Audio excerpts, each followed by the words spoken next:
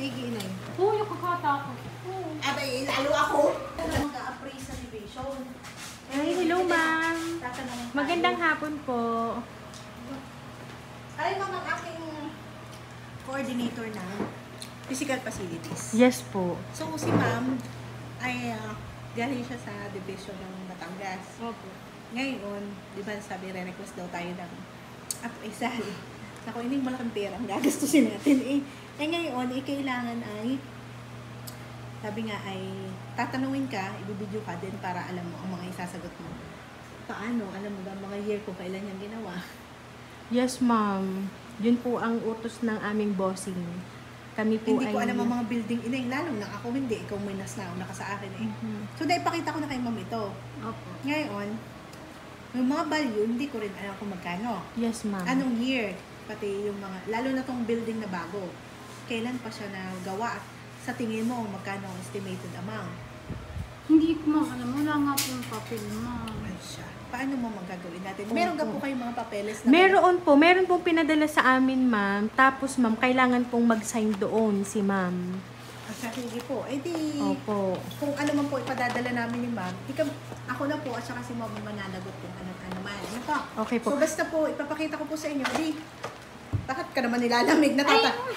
Natatakot ka ba? Anong gagawin natin?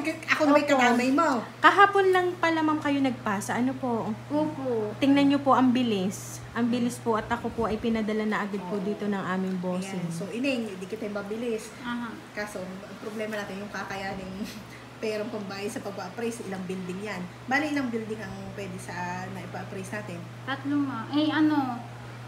Ari ma'am, 3. Gawa DepEd lang. Galing lang po sa DepEd ang kukunin. Ang sabi sa akin ni ma'am ay, pagka ganyan mo kalalaki, depende sa square meter, ang isa daw 10,000. Opo. Gusto na ako. Ako lang yun. So ma'am, pasasamahin ko sa inyo si ma'am kung kailangan siyang pumirma, dalhin yung dalawa dito Opo. sa akin. So sige Yes ma'am. po. Para po mabisit ko din yung building. Kayo po ay naka-video para alam Yes nila po. ang Para alam po na Sige, nakapunta sasamahan na po kita, kami Inay. dito. Sige, inay. Oo, yung kakatakot. Abay, lalo ako. Naglagat na ako sa division. Oo. Inay, ikaw ay bibidyo na para tatanungin ka. Dito na ang... Opo. Patawarin naka-video pa. Asan ka po din? Pupunta kayo. Dito po akit tayo din ma'am sa stage, tapos ma'am ibibisit ko ma'am yung building. Ano po? Dito ko po yung building. Ang sabi na mo? Ma'am, buksan ko lang to. Surprise! Ay, akala ko kaya to.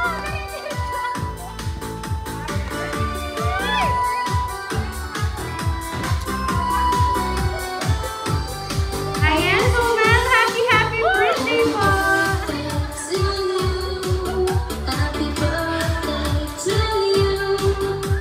Ayan, at dahil birthday po ma'am, may nakaalala po namin yung arawan niyo. Ayan dito ma'am.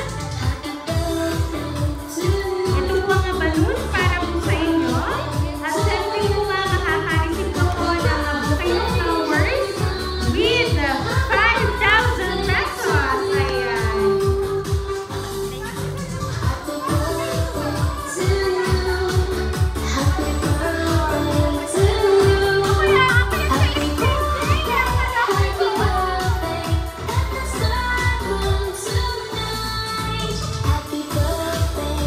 Ayan, so ma'am, may idea ka ba ma'am kung sino po ang nagpahali ng sorpresa para po sa inyo? Parang meron na, pero hindi ko naman ini-expect na... Ayan, so anyway ma'am, babasahin ko lang po yung message para po sa inyo.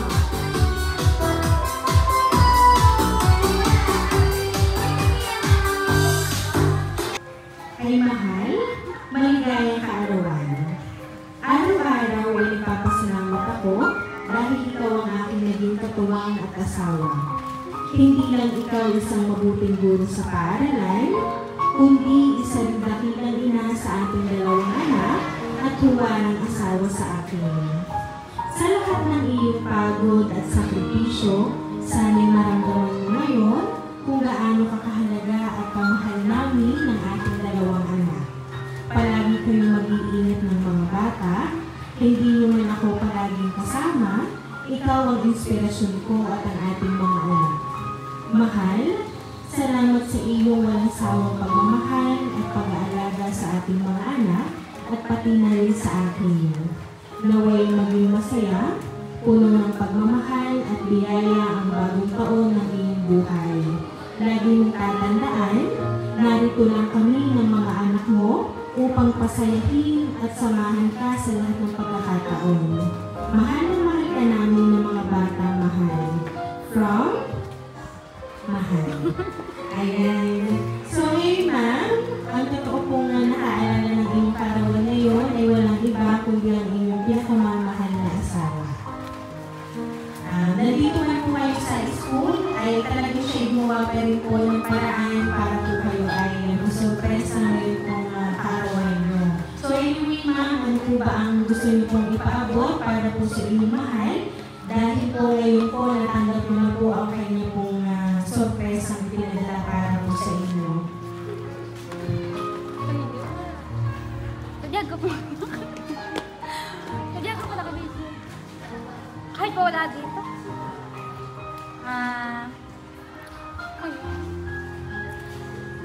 Maraming salamat.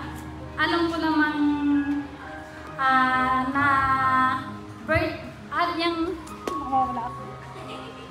Hoy, kinakabahan. Diyos ko. Hindi ko lang in-expect na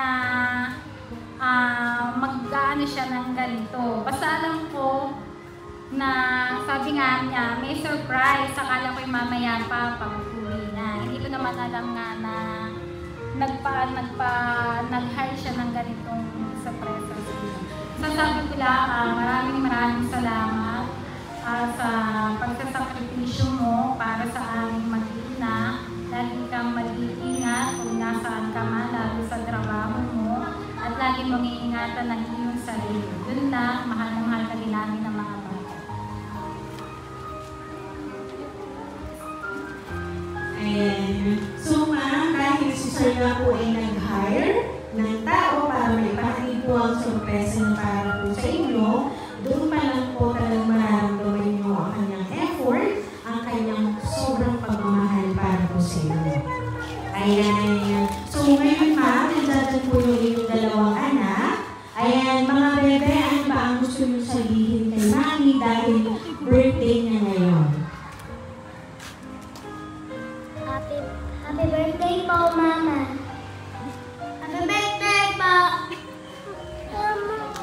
Ayan. So, kaya naman ma'am, once again, happy birthday!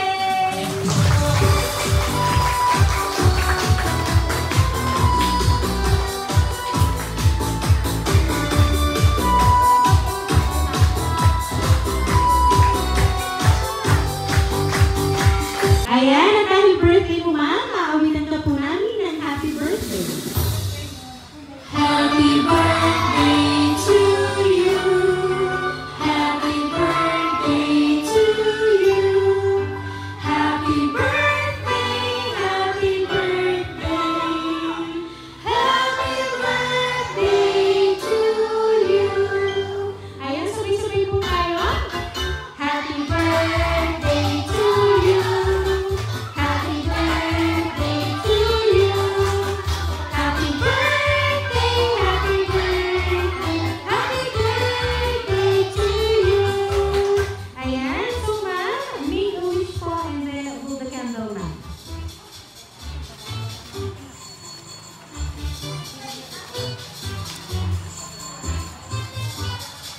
Ayan, so ma'am, once again po, happy birthday! Ayan, at kami lang po ma'am ay magpapakilala po para po sa inyo. Kami po ang Ring Surprise Delivery all the way from Barangay Calicanto, San Juan, Batangas. And again ma'am, happy birthday po!